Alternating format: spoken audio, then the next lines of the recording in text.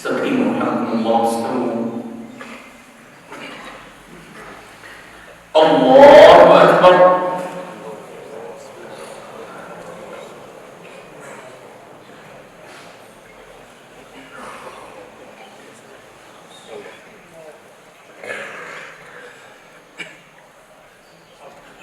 بسم الله الرحمن الرحيم.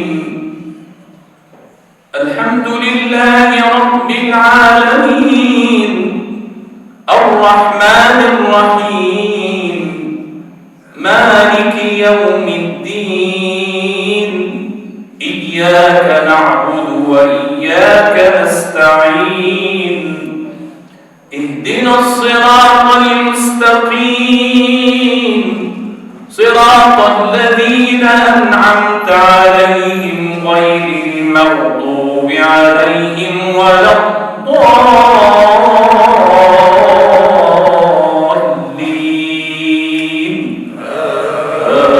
آمين.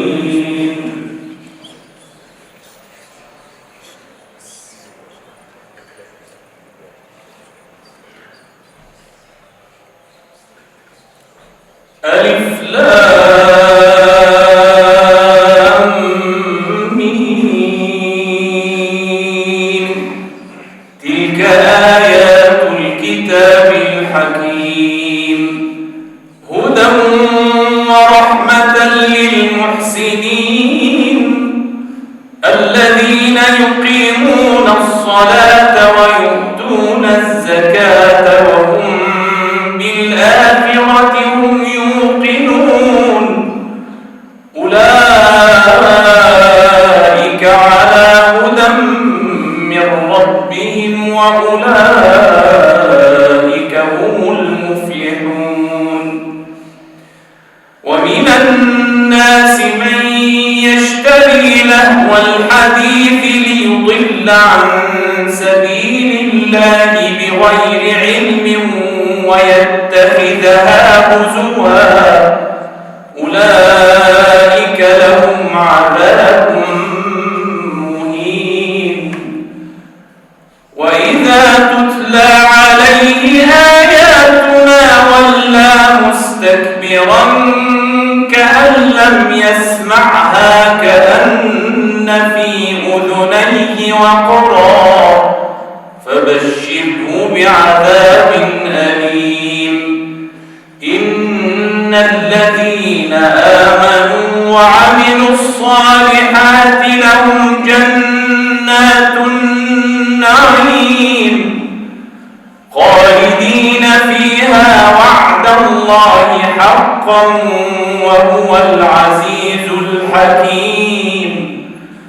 خلق السماوات بغير عمد ترونها وألقى في الأرض رواسي أن تميد بكم وبث فيها من كل دابة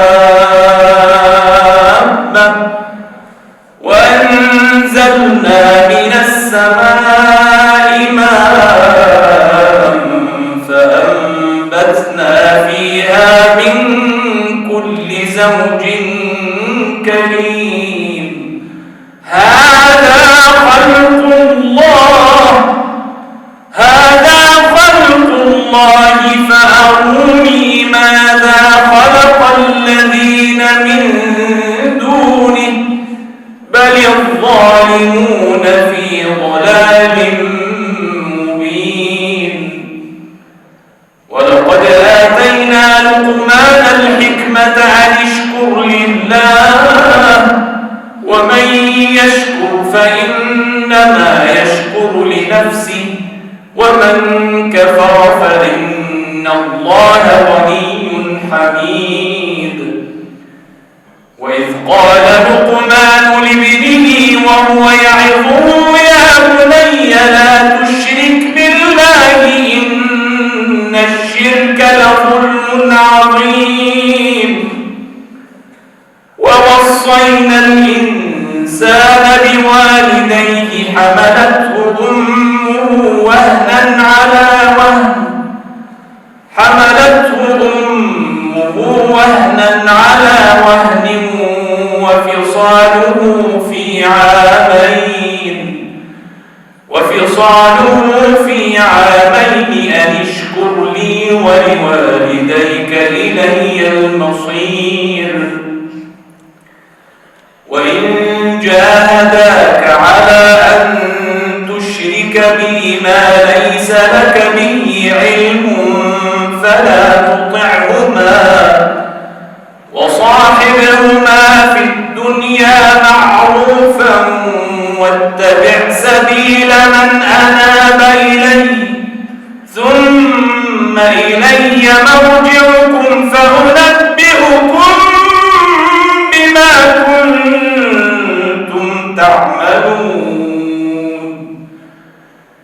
يا بني إنها إن تك مثقال حبة من خردل فتكن في صخرة أو في السماوات أو في الأرض يأت بها الله إن الله لطيف خبير يا بني أقم الصلاة وأمر بالمعروف وانه عن المنكر واصبر على ما أصابك إن ذلك من عزم الأمور ولا تصعر خدك للناس ولا تمش في الأرض مرحا إن الله لا يحب كل مختال فخور واقصد في مشيك واغضض من صوتك إن أنكر الأصوات لصوت الحمير ألم تروا أن الله سخر لكم ما في السماوات وما في الأرض وأسبغ عليكم نعمه ظاهرة وباطنة ومن الناس من يجادل في الله بغير علم ولا هدى ولا كتاب منير وإذا قيل لهم اتبعوا ما أنزل الله قالوا بل نتبع ما وجدنا عليه آباءنا أولو كان الشيطان يدعوهم إلى عذاب السعير الله أكبر بسم الله الرحمن الرحيم الحمد لله رب العالمين الرحمن الرحيم مالك يوم الدين إياك نعبد وإياك نستعين اهدنا الصراط المستقيم صراط الذين أنعمت عليهم غير المغضوب عليهم ولا الضالين آمين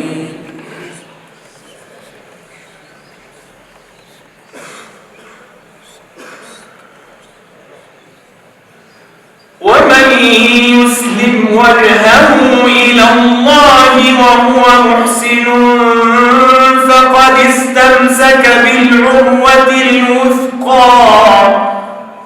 وإلى الله عاقبة الأمور ومن كفر فلا يحزنك كفره إلينا مرجعهم فننبئهم بما عملوا إن الله عليم بذات الصدور نمتعهم قليلا ثم نضطرهم إلى عذاب غليظ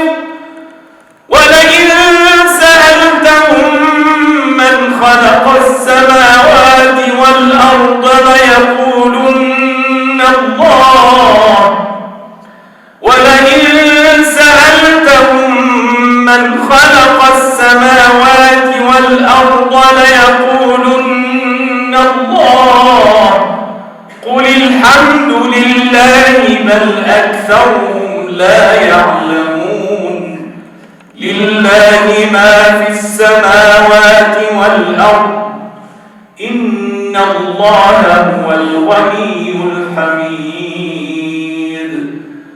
ولو أن ما في الأرض من شجرة أقلام والبحر يمده من بعده 7 أبحر ما نفدت كلمات الله إن الله عزيز حكيم ما خلقكم ولا بعثكم إلا